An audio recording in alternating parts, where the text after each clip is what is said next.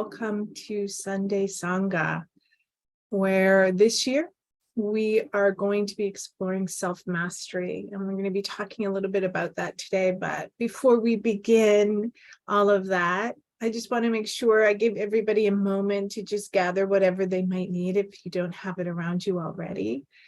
Perhaps a journal and pen would be wonderful, because I will be kind of asking some questions. And if you are so inclined, you can take a few moments to journal with us. A comfortable seat. We will be doing a bit of reflection meditation today. Maybe a cup of coffee or tea or whatever your beverage of choice is this morning. And whatever might feel right for you, just to get into this self-reflective mode, this space for yourself, creating a bit of a sacred space for yourself, lighting a candle, putting on a diffuser, whatever your choice is, just taking a few more moments, perhaps just to make yourself comfortable and allow yourself to settle in. Of course, if you're watching this later, you have the luxury of hitting pause and doing all of that, but I will give you a moment. As I kind of do a bit of an introduction for most people on the call, I know all of you, but for those watching, my name is Glenda Miles, and I'm the managing director at Miles Ahead Wellness, our new name, which is a female-led organization delivering actionable evidence-based wisdom to optimize our health so that we may live life fully. That hasn't changed, even with the name change, of really looking for the things that we can do, the shifts that we can make, both in our mindset, taking care of our body, and of course, our spirit, so that we may live our own lives more authentically, more fully, so that we might be well, live well, and die well. So I've worn many hats over the nearly 30 years that I spent in the wellness field, including yoga and meditation teacher, death doula, grief counselor, wellness coach, and of course, my main job now as a psychotherapist. And my journey over this last 30 years, dare I say that out loud again, of seeking really has not always been an easy or clear path forward. And I think it's part of the story or the narrative that I want to tell right now, which I think is really important because it isn't an easy path forward. And I think sometimes in the world that we live in particular right now, there is this idea that things should be easy. And if they're not easy, then they're not worth doing, or that it doesn't feel right. Therefore, it's not right for me, especially in kind of that new agey kind of mentality, which isn't necessarily true. Sometimes, and often, in fact, I don't think that things we don't transform in easy ways. I think our true transformation is painful sometimes, is challenging. And that doesn't necessarily make it wrong. It makes it necessary. It's like the way through, the way to get to the other side of something is through it. And sometimes that can be really hard. And so the path towards self-mastery and to this idea of flourishing, thriving, living our best life can be challenging and also sometimes lonely, which is another thing we don't often talk about. But often when we individually go through change, whatever that looks like, a variety of ways, we sometimes lose relationships in the process of them, or those relationships that may have meant something to us, they start to shift, and we can feel this sense of loneliness sometimes. And so one of the reasons why I created this program, so this where we will meet once a month, but also the Facebook group and some of the other things we're doing, is because I know the importance of Sangha. So Sangha is a Sanskrit word. It's a beautiful word that means community or gathering. And I believe, as others do, that it's the antidote for isolation and loneliness felt by so many. Sangha is where we gather. It's literally that gathering to share, to learn, to support each other, to be in laughter, to support each other in tears. And I believe it's the very essence often of, I'm going to gender this, womanhood, where we gathered in red tents and other auspicious and sacred spaces to share wisdom and to be together.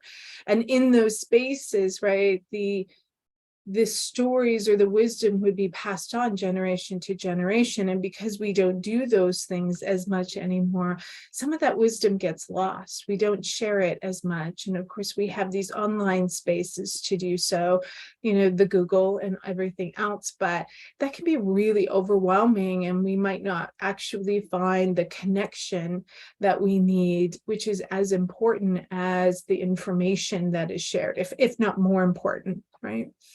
So at Miles Ahead Wellness, we're committed to providing a wide range of offerings to support people, women in particular, on their journey so that you are not alone.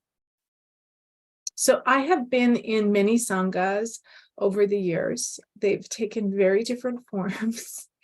But it has always been, as I reflect back, where I've learned and grown in different traditions and in different times of my life.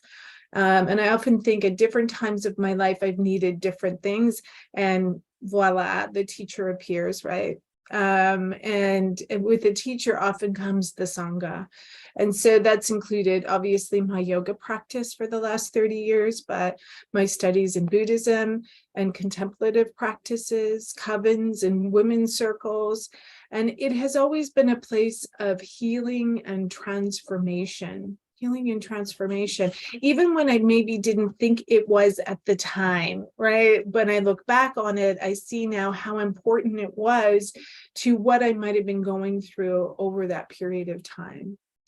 And so I know how valuable it can be and wanted to really create something powerful for us all. And so these meetings are about once a month. So I offer a monthly Sangha for those who wish to gather. But we also have then our Facebook group, which is really that daily community space that I hope will grow into something where we can support each other and be there for each other over the year, as well as the other spaces that I'll talk about later. This really isn't about promoting those things, but really helping us understand what self-mastery might mean for us individually, because it's going to look a little different for each of us, depending on what you might be dealing with in your life, where you might be in your life. And so this is a beautiful year of self-mastery. Beautiful year of self-mastery. It's really about creating a container, if you will, of self-care and self-love, with this overarching theme of self-mastery, which actually happens to be my word of the year as well. So this is one of the ways that I get to keep myself committed to the practice of it as well. So what is self-mastery? What is it? Self-mastery is this ability to take control of one's life without being blown off course by feelings, urges, circumstances, etc., and where we can realize a sense of well-being. So there's a lot in that sentence, right? So taking control of one's life. So kind of getting ourselves in the driver's seat of our own life, because for many of us, we are not, right? The circumstances of the people around us, the circumstance or the people around us are often the ones that are influencing or controlling our lives, family, society, all of these things. Being blown off course, right? So easily kind of swayed depending on how we're feeling that day, right? So in therapy, we often call it, this emotional temperature. So sometimes people want to come and just talk about what they're feeling at that moment. So we end up kind of doing this check, this emotional thermometer check, like, how you doing today? And of course, that's always at the beginning, but we want to be moving into something deeper, because our feelings will change moment to moment. And just because we're feeling something one moment doesn't make it so important that we need to veer off course of our life in order to indulge that feeling. And then, of course, urges, which really speaks to habits, and those habitual things that we do, which we'll talk about a little bit today, but we'll dive much deeper into this concept in another session. And of course, the circumstances, sometimes life is hard, right? And so how do we create this North Star that, for those of you who attended or watched our New Year's gathering, right, of creating something that becomes the anchor in our year, in our life, that helps guide us forward. And it's also that we can maintain this sense of well-being. And in what I just described as self-mastery also speaks to lots of other things, okay? And we're going to run through them. But we want to move away from, or maybe I should say, we want to move towards being a master of our thoughts, our mind, our body, and not simply running on this autopilot with no awareness of the impact that we might have on ourselves or others or the world around us, right? This disconnect from even our own self, which might surprise some people listening, but in fact, a lot of people live from that space. So it's about self-control and discipline. And I'm going to share 3 types of discipline. Some people, again, who watched the New Year's gathering might have heard me talk about these 3, but they're worth repeating. So self-control and discipline. It's about self-awareness, which we're going to talk quite a bit about today, and emotional intelligence, right? Not, again, being blown off course by our feelings, but being able to regulate our emotions in a way that allows us to maintain a sense of agency over how we're going to react. We want this idea of realistic optimism and cultivating hope in our lives. And hope has 3 aspects to it. Hope is ensuring that we have a plan, right? A vision. We have a sense of how we want to be in the world, that we have the agency or the power to make it happen, and that we have a pathway or a plan to move towards it, right? Which might actually just be, what's this next step? How do I live this in this moment, right? And that can be the pathway. It's also about having this sense of purpose and meaning in our life and operationalizing it. We know from a lot of the research, in fact, almost all of the research around this sense of well-being, even though they might disagree whether there's 3 components or 5 components or this or that component, in every one of them, the sense of purpose and meaning comes up. Pardon me, and I think it's lacking for lots of us at different points in our life. And often people get on a path of self-development, personal development, transformation, healing, whatever that word you want to put to it. They get on there because there is this lack of meaning in their life, that they wake up one day, perhaps because they've had a loss in their life, right? Someone has died. This is often a significant one, and they start to reflect on their own life. And in that, they start to question, well, what is the meaning of my life as a result? And so, as I often say, exploring death is about exploring the meaning of our own life. And I'll just insert a little plug before I so a little side note, I think Chantel's on the call. Chantel will be leading a death cafe for the winter twice a month. So on the second Tuesday at 6 p.m. Mountain Time, 7 p.m. for me, 8 p.m. for Eastern. And the 4th Tuesday morning, I know it's 10 a.m. Central, 11 a.m. Eastern. I believe it's 9 a.m. But Chantel can put it in the chat if I got that wrong. And so we invite you, right, to these death cafes as this beautiful expression of talking about death and dying as also a means of really connecting with our own sense of purpose and meaning in our life. And although it seems like a strange topic, I don't know how many, I remember counting one time how many conversations I had over, that 6-7 year period of doing them every week, sometimes multiple times a week. And I think is probably around 1,500 conversations on the subject. And it is a very powerful experience. It is not dark and dreary and depressing, which often people think. Why would I want to talk about that? It's actually quite uplifting, or has the potential to be quite uplifting. Not that it can't be sad. So back to this idea of self-mastery, it's also about cultivating resiliency.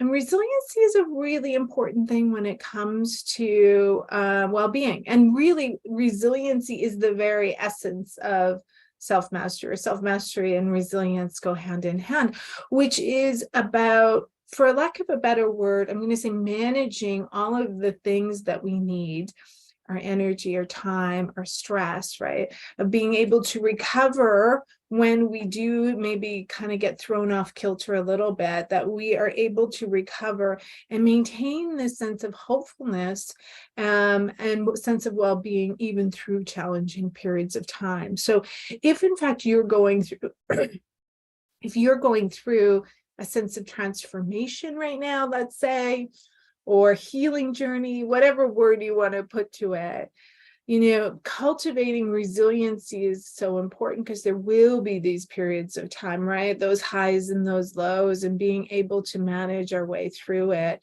without feeling thrown off guard or quitting partway through, which often happens for people. It's okay to take rests. Sometimes we need to rest along the path. So our winter season, January, February, March, up until the spring equinox, is about putting together the building blocks for a strong foundation. And we're beginning with the essence of clarity. So to get clear, we must look within to understand who we are. And so this session, we're really focusing on self-awareness. What the heck is self-awareness? And how do we get more of it? I think most people probably have some sense of what it is, or the fact that they're told that they either don't have any self-awareness, or that they have good self-awareness. And we're like, okay, well, how does that come about? Well, let's take a moment right now, okay? So because self-awareness is really at the heart of it, getting to know oneself. So let's turn within for a moment. This is one of my favorite meditations. It's a Kundalini meditation, but it doesn't matter. We're going to take a left hand. We're going to place it on our heart. That probably looked like a right to you, but it's your left hand on your heart. Your right hand is going to come up with resting your arm against your body so that it doesn't... and we're going to, Sky and Mudra. So index finger and thumb together, fingers up, and then just resting against your body. Okay. So holding this, we're going to either close your eyes or leave your eyes about 1/10 open and lower your gaze. So you're not staring at the computer screen. You do not need to watch me for this. You're going to maintain this body position as we begin to settle into our body. Begin to notice the subtle shifts of your chest as you breathe. Noticing how it feels under your left hand as you notice the chest expanding and contracting.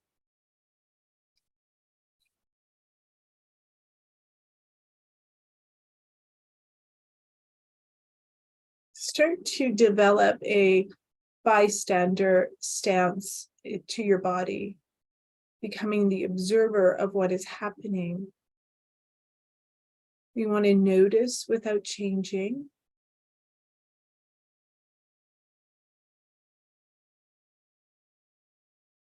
So as a bystander, we're simply watching, noticing.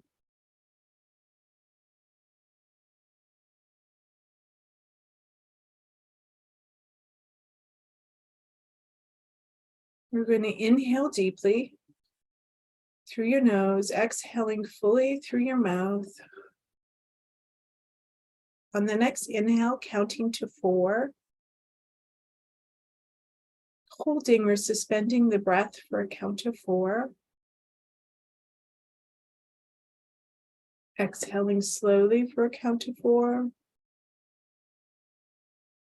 And holding the breath out to a count of 4.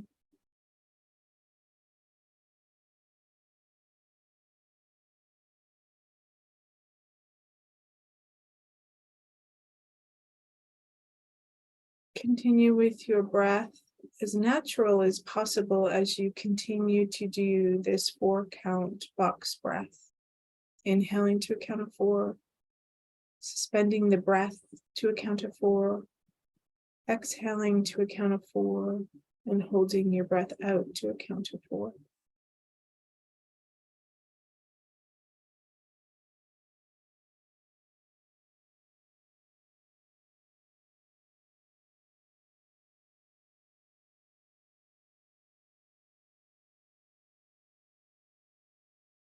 As the observer, also noticing if you feel uncomfortable to hold your breath out.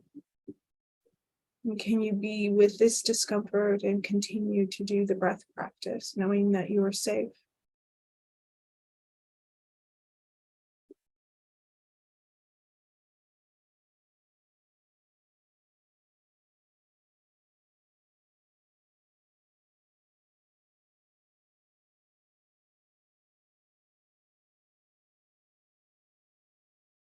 Does it feel different to suspend the breath at the top after the inhale versus suspending the breath after the exhale? Can you just notice and continue?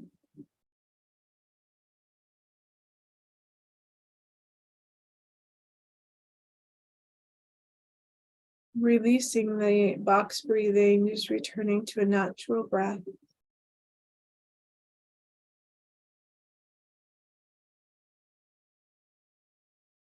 Once again, being with your breath. Being with your body, especially under your left hand, as you notice the subtle movements, noticing any tension.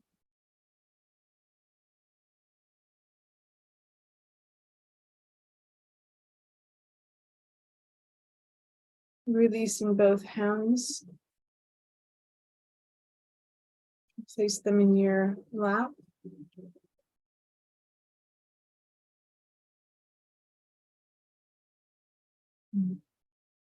And opening your eyes and returning as it feels comfortable to do so.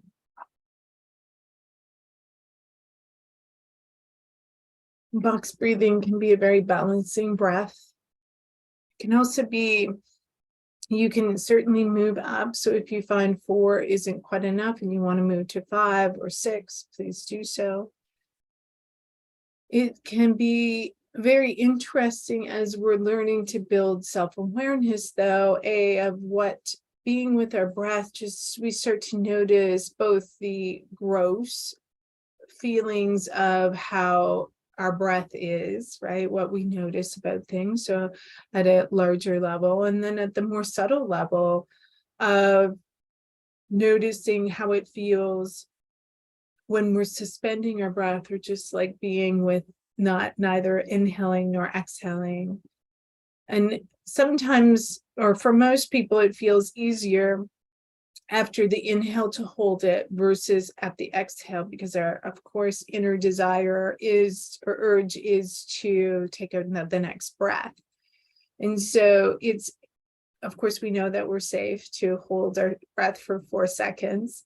But also like just being with the body of how those urges push us towards behavior. And so learning how to be with some of those urges, even for a few moments, allows us to cultivate the experience of being with those urges without having to react.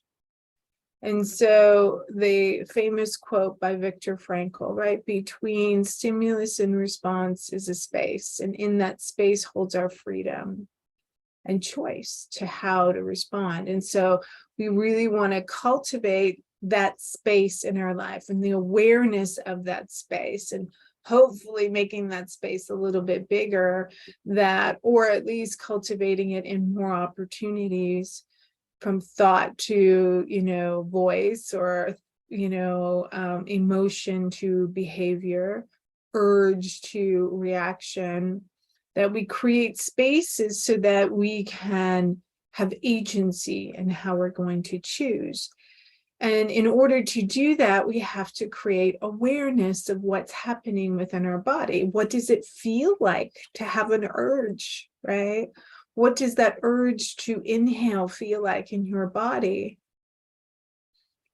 So if you are open to it, grab your pen and journal, and I'm going to ask some questions, some of which you might want to answer, some of which you might just move on, and that's okay. I have quite a few. Sit with whatever feel like you're being called to answer today. I want you to think about this question, and I've certainly asked it in therapy sessions to new clients, of like, tell me who you are. Which is a big question, right? And I always think it's interesting, not like, but how people respond to that. So where do they start the narrative? Where do they begin the story? Because often they begin in a place that seems important for them, whether consciously or not. But they also then tell part of the story. Are they leaning towards who they are and how happy they are, or are they leaning towards the negative? So tell me about yourself. If you had to tell me right now, if I put you on this call and said, tell me who you are, what would you say? What would you say?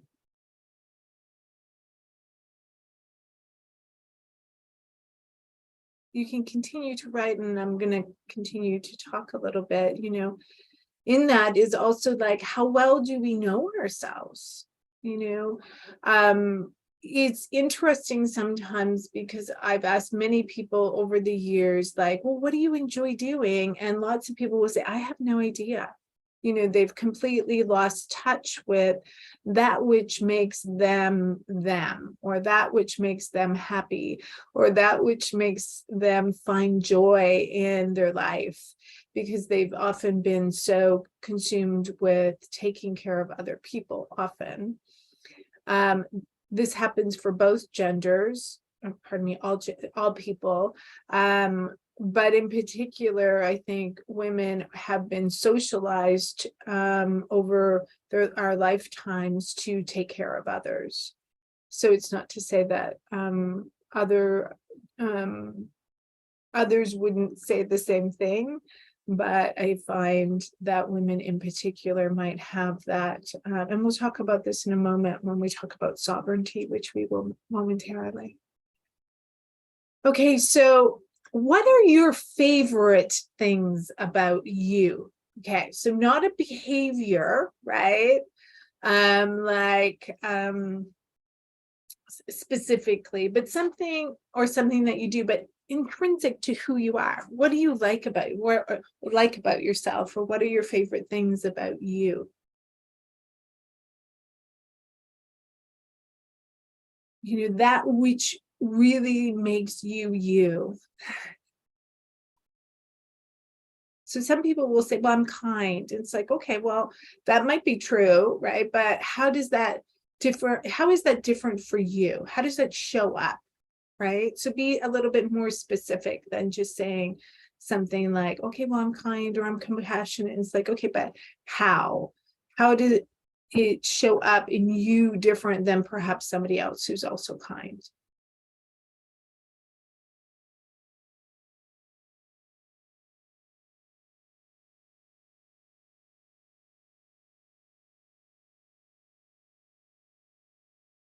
Hmm.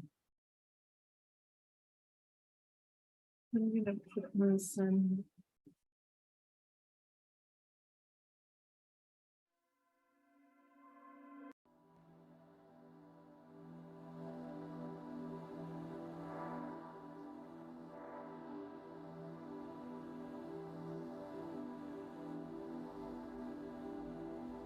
Okay. You might have to come back to some of these. And of course, if you're watching this as a recording, you can always hit pause. Do you know what some of your habitual patterns or patterns of behavior are? And I mean, this is a pretty big question. We all have many of them. But what is one or two that come to mind?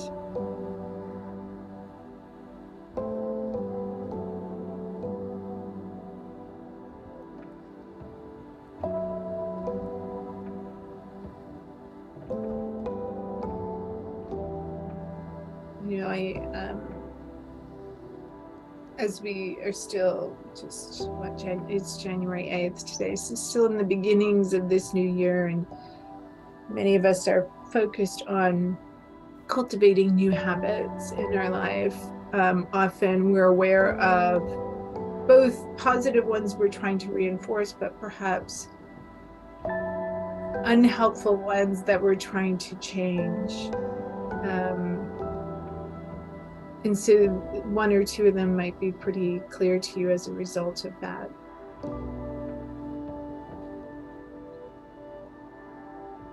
Speaking of this, though, the next question relates and is slightly different, which is, what are your strengths? What are you good at? What are those things that really speak to the character of who you are?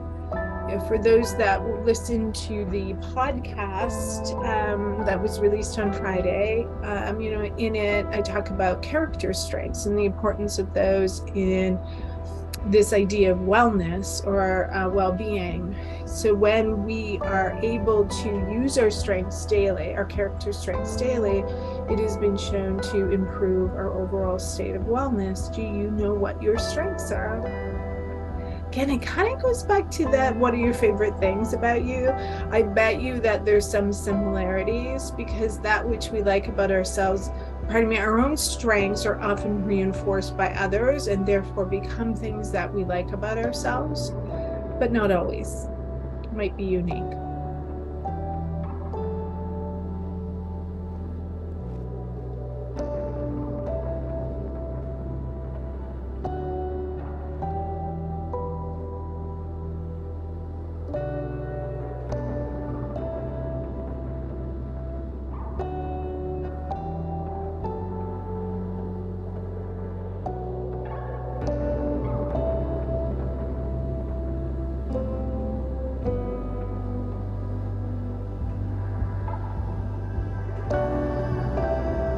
Okay, the next question, again, you might not have finished it, and I apologize, you can come back. Do you know your values? Value is this idea of like what's important to us. And so sometimes people will say, that something's important to them, like, truth, honesty. And yet their behaviors the behavior that they show in day-to-day activity go against that. So value is not only in what we say is important to us, but what is showing up in terms of our behaviors. So what value, or opposite, right? So we have to be clear on what our value is so that we might live it more fully in our lives, where there's more alignment, because guilt often comes, healthy guilt, if I can call it that, comes from that inner barometer of we're doing something that goes against our internal value.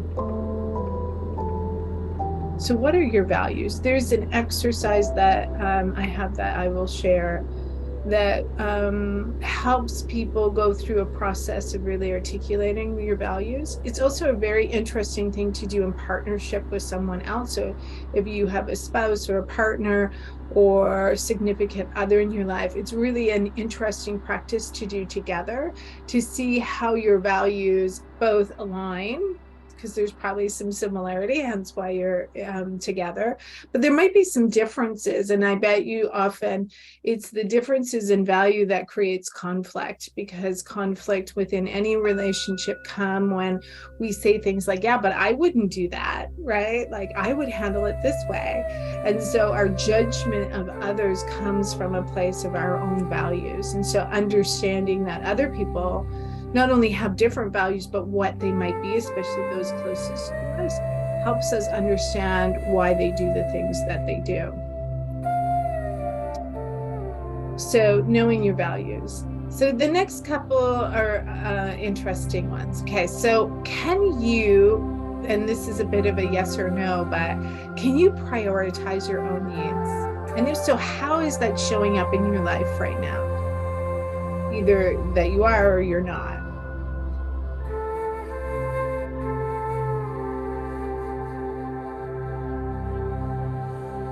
I guess related to that is, do you know what your needs are at any given time? Do you have an understanding of what you need? And that might seem like a silly question, but in fact, it's part of self-awareness. Part of being aware of oneself is understanding at any given time what our needs are.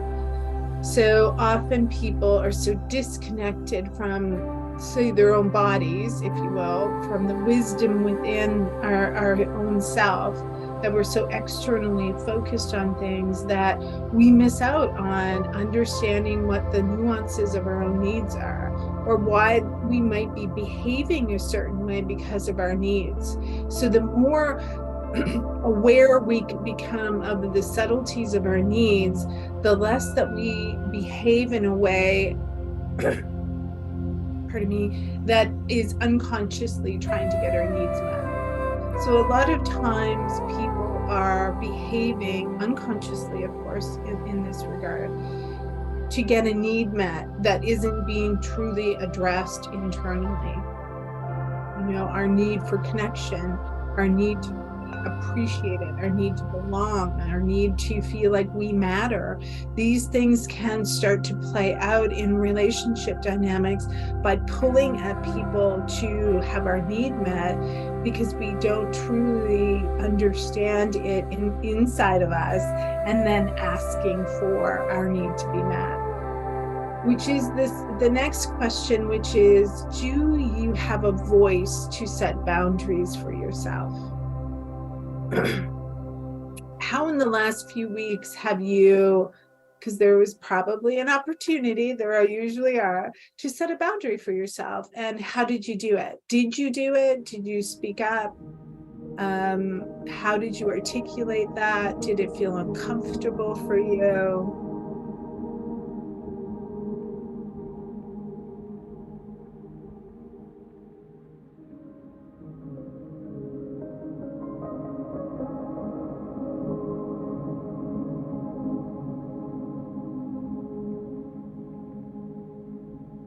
Okay.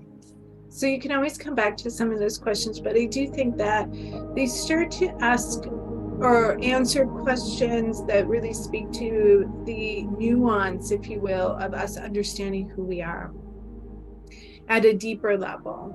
And so some of the other things that we want to consider, and I'm just going to say these, and it'll be available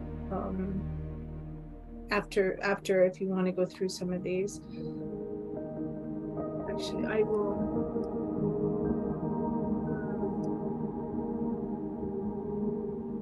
I think I can put it in the chat.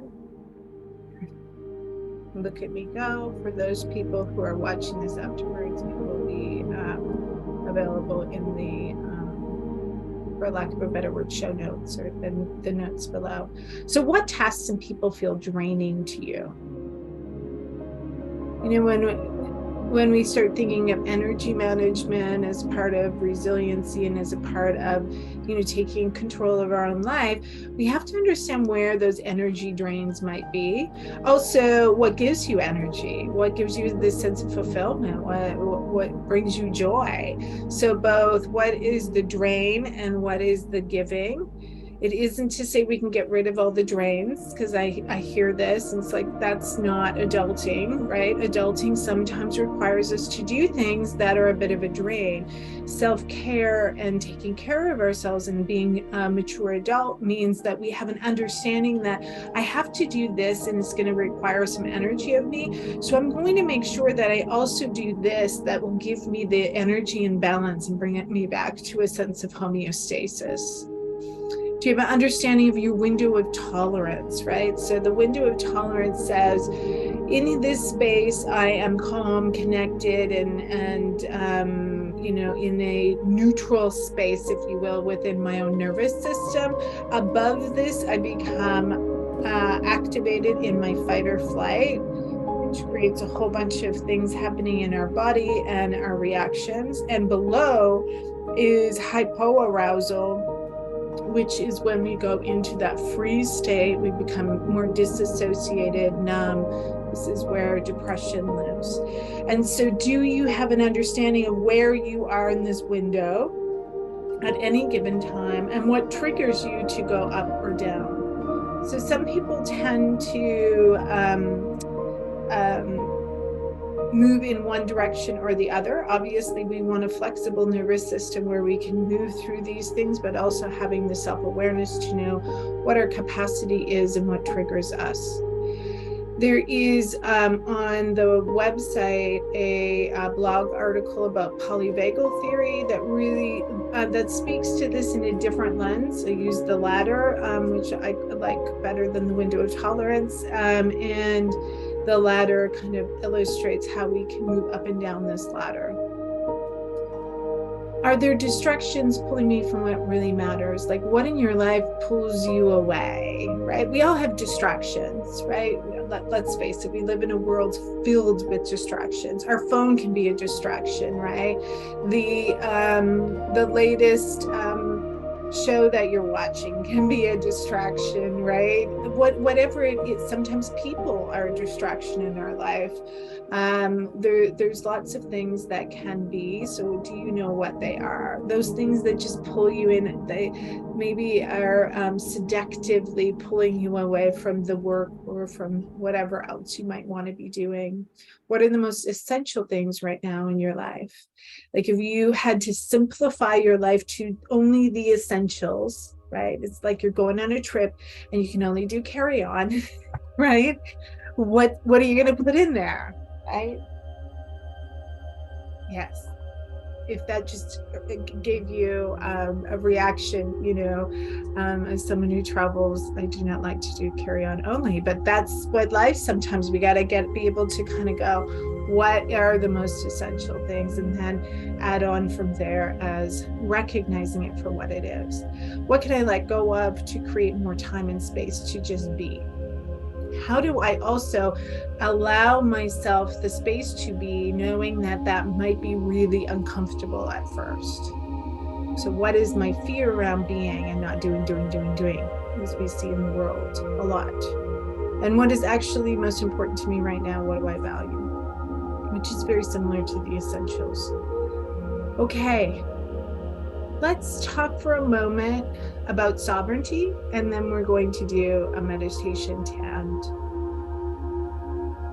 So I love this word sovereignty, and I think that it very much relates to this idea of self-awareness, because awareness allows us to be sovereign, like the empress now, I guess, the ruler of our own kingdom, our own selves.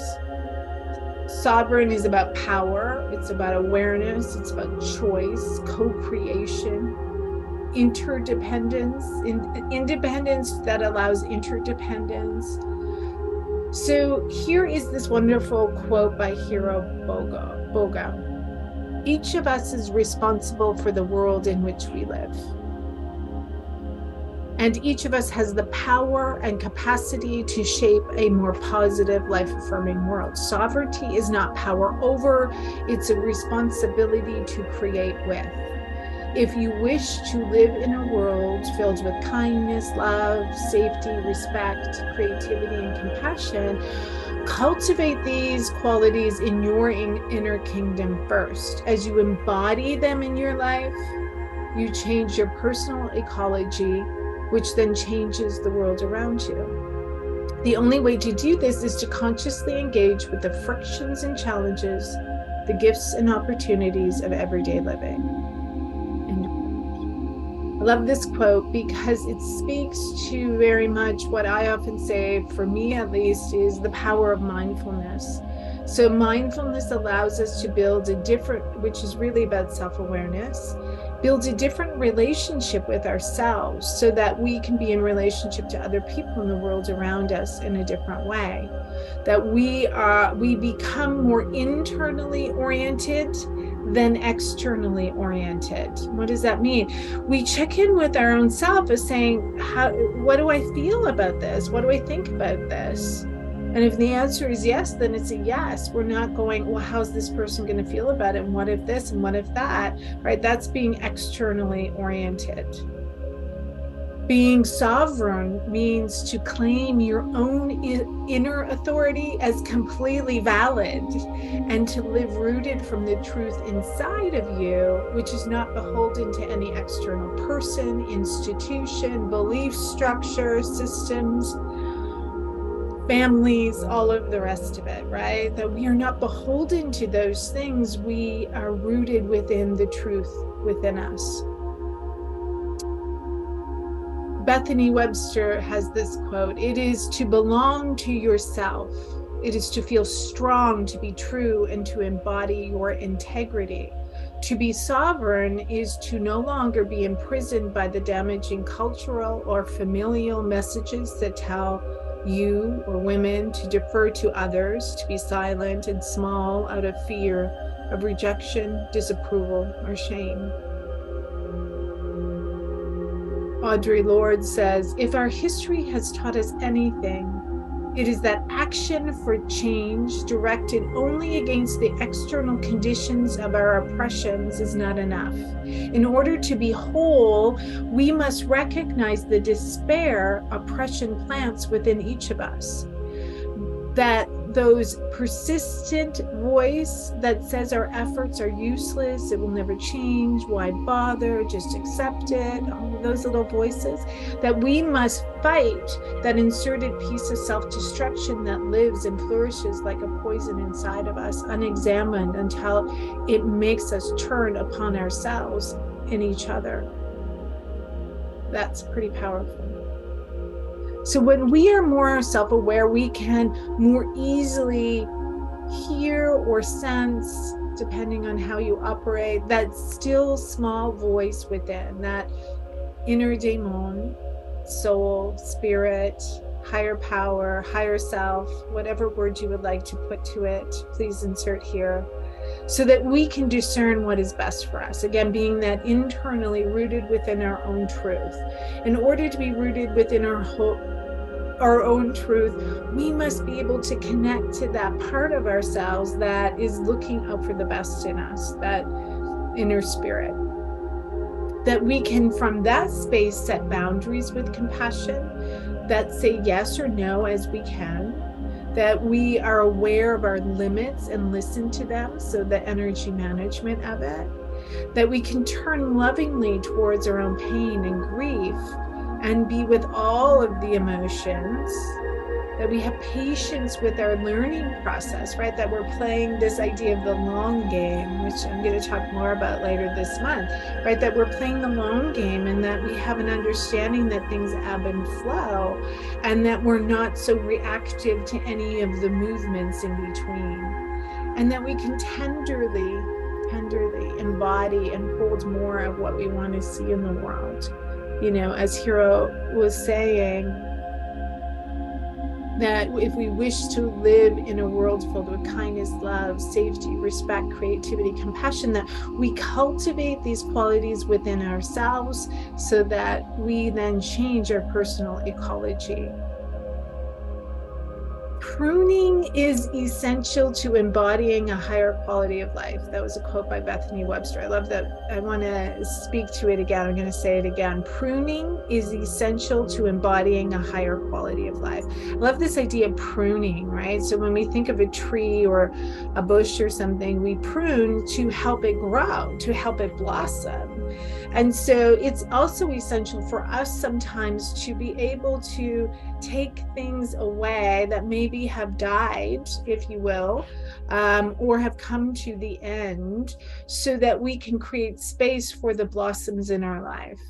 And if we approach it from that perspective, I think that we are more willing to allow that which no longer serves us to just fall away.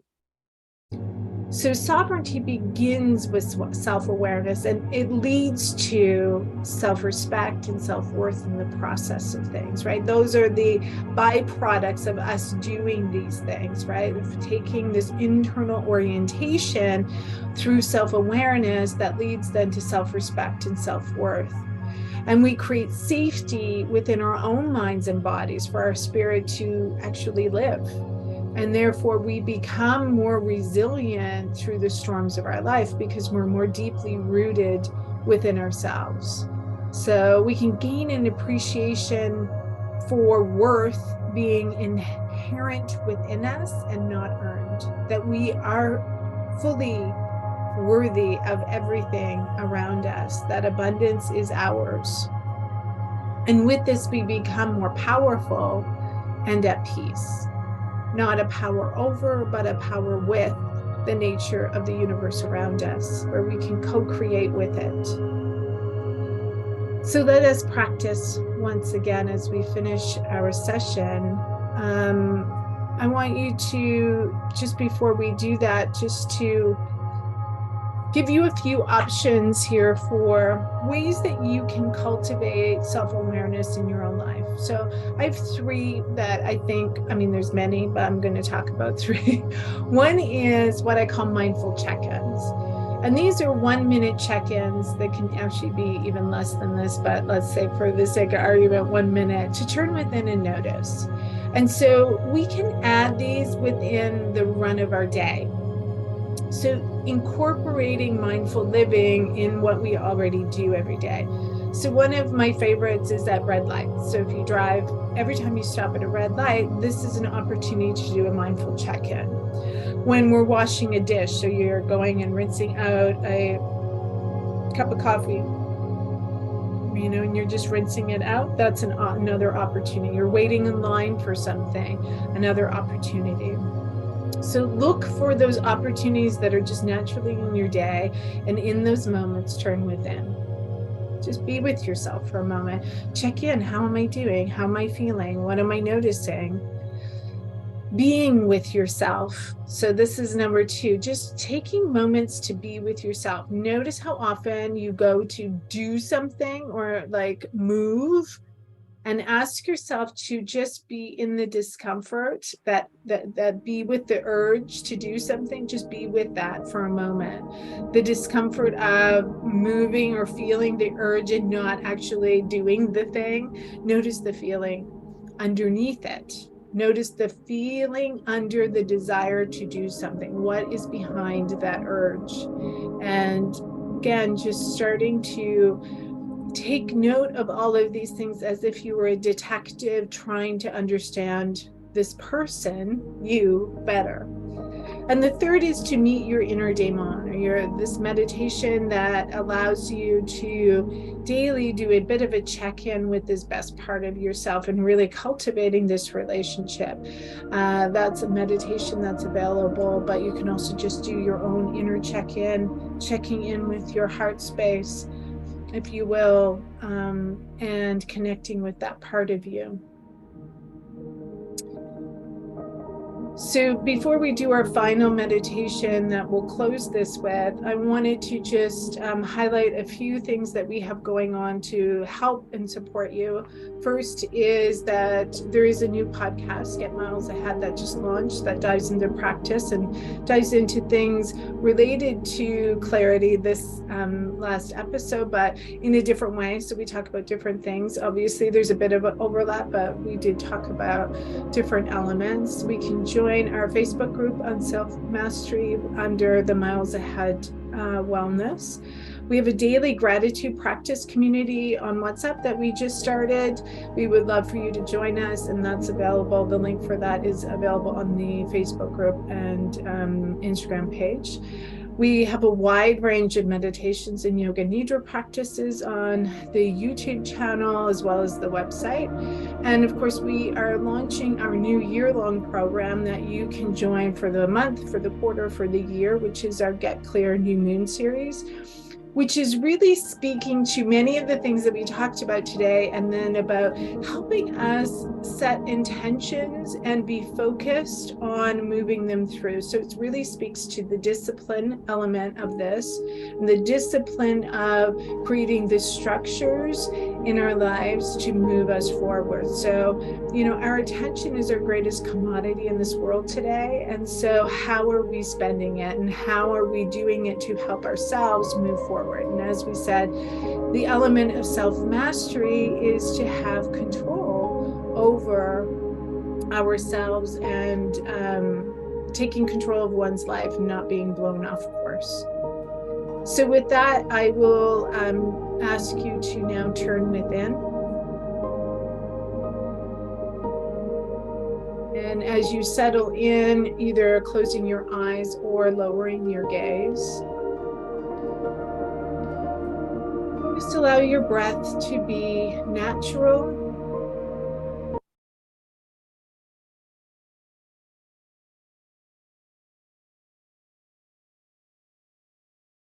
Notice the inhale and the exhale. See if you can detect the sensations associated with the breathing. Is it smooth, shallow, uneven?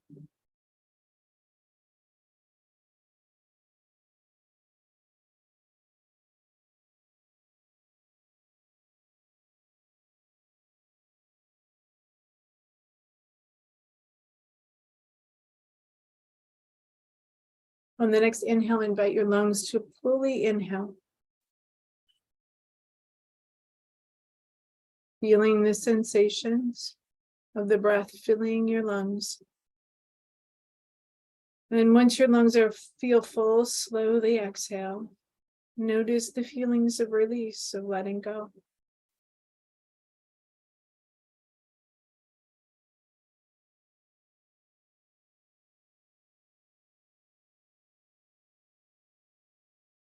As you settle into your body, take a moment to scan your body, noticing any areas of tension and also ease.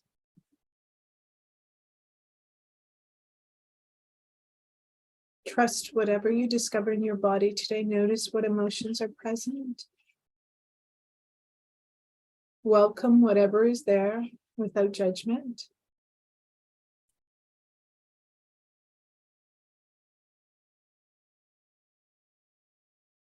Notice the quality of your mind in this moment.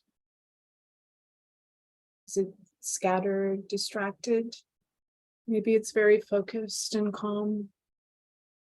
Whatever it is, notice the quality of your mind.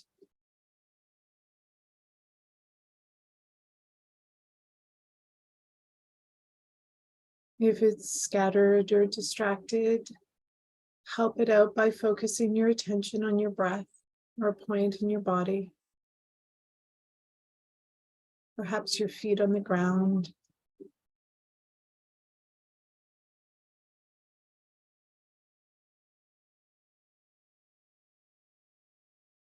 Take a moment to be with the sensations in your body, your emotions, your thoughts. Just welcoming whatever is there as true.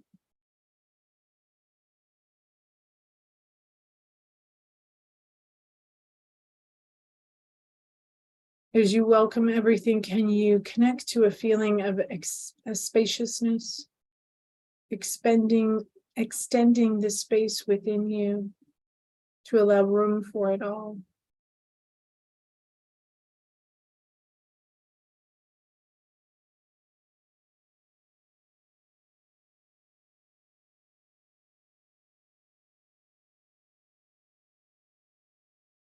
Let your mind ease your breath. Let your breath ease your heart open.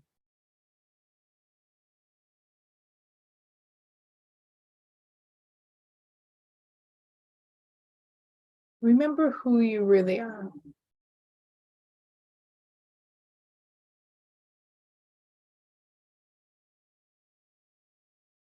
Notice the thoughts that arise as you remember. Invite your mind to be at ease and gently hold whatever thoughts are there.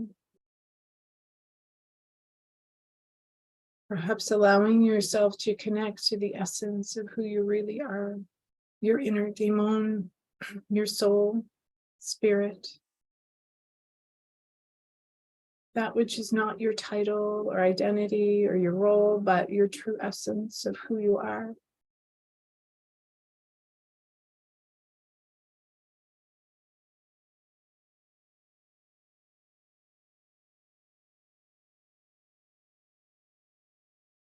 As you connect to this, notice what arises. Notice the sensations in your body, any emotions that arise.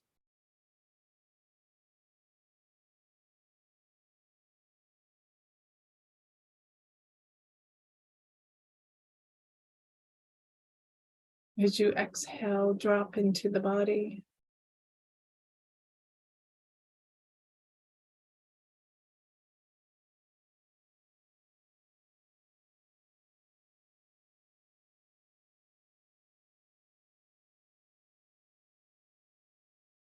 Can you connect to a memory of you feeling whole, of you being whole, of being aligned with your deep heart space, your soul? The place of being whole and undiminished is our home base. It's a space of ease. It's a space that we can return to over and over again once we find it.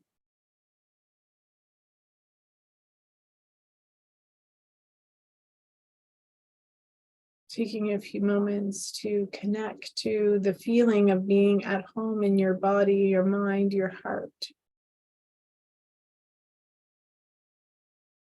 If this doesn't feel accessible to you right now, just notice that without judgment, without attaching any story to it.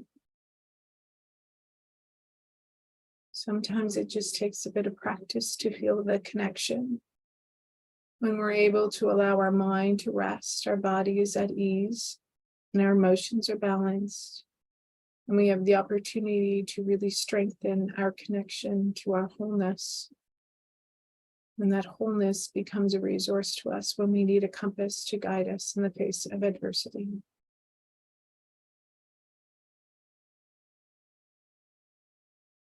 If you feel so inclined, repeating after me, may I trust the wisdom of this moment.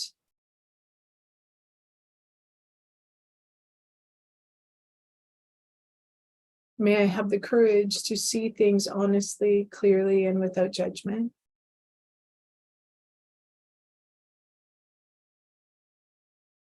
May I be willing to let go of what no longer serves me.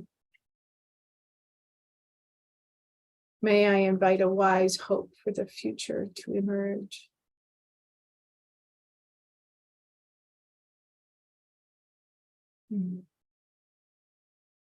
Returning back to your space. May you have a blessed day. And I hope you found today's class helpful and supportive. Please feel free to reach out if you have any questions, comments. But have a wonderful Sunday whenever you might be watching this. And